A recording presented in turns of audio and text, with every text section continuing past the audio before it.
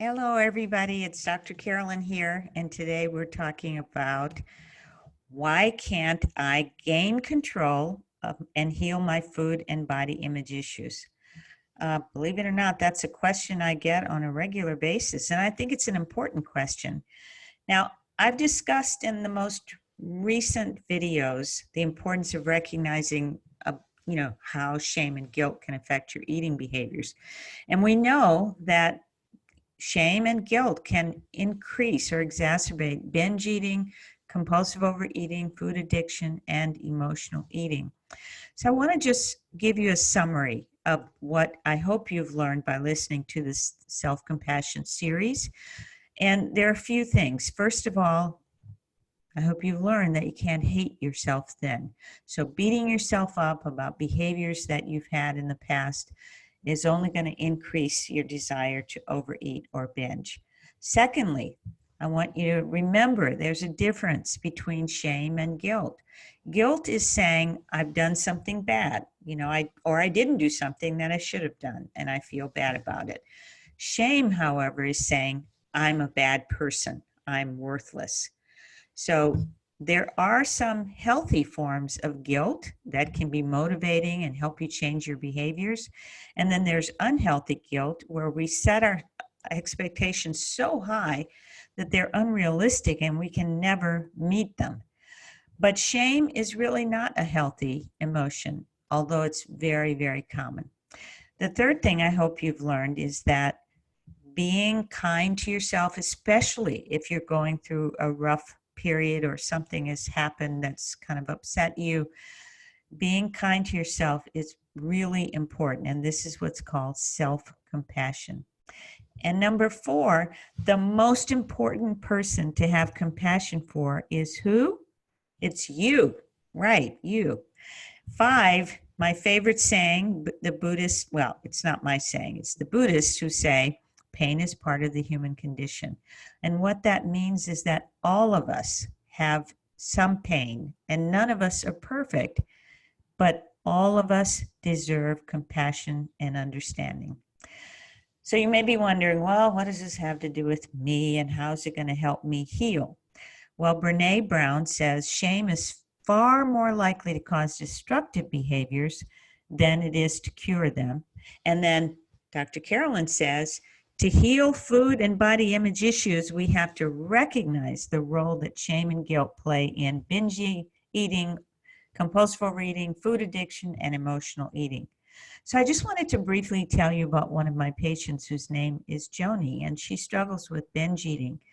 She's one of those people who maybe like you was put on a diet at a very young age, and her family was very focused on her weight and what she was eating. So now recently she went back to visit her parents with her young son. And she was anxious about it because of her past.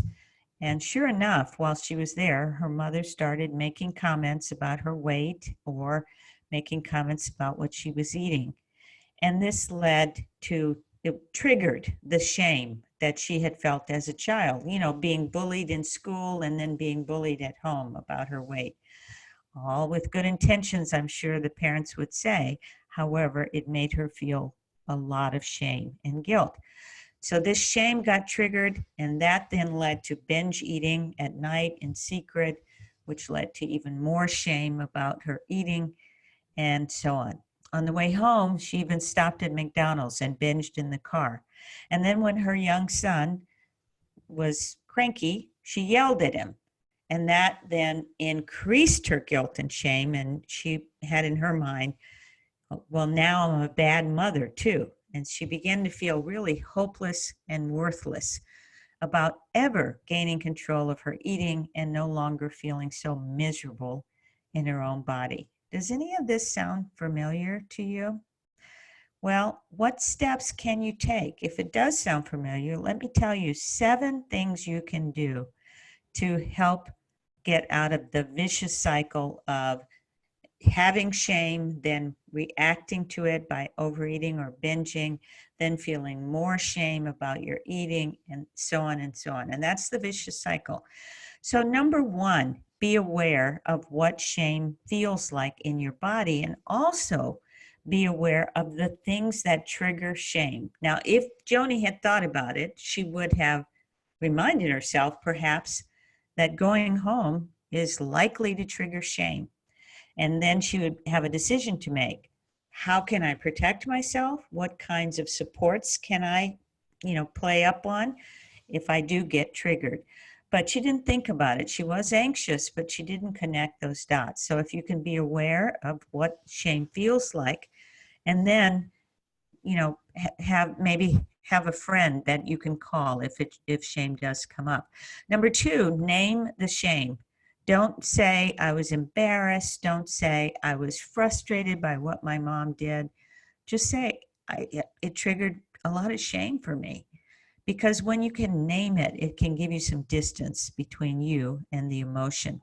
Number 3, don't pile on shame by judging yourself, as Joni did. As you can see from her example, her inner critic just ramped up the shame by saying, oh, you're a bad mother. Now you're fat and you're a bad mother and you're just worthless, and so on. So don't pile on the shame by self-judgment. Number 4, remind yourself that you are a work in progress, that you're human. Therefore, you're going to make mistakes. Therefore, you're not going to be perfect. Being kind to yourself, in other words, using self-compassion, can really help reduce shame. It's the only antidote, really, to shame. Number 5, reach out for support. Had Joni thought about it, maybe she could have called a friend or called her husband or someone that she is, trustworthy and she knows won't judge her. So that's really important, is to reach out for support. And finally, be aware of that connection between shame and your eating. So be prepared to, if you are going to binge, try to stay aware of what you're eating so you don't do too much damage to yourself or to your self-confidence.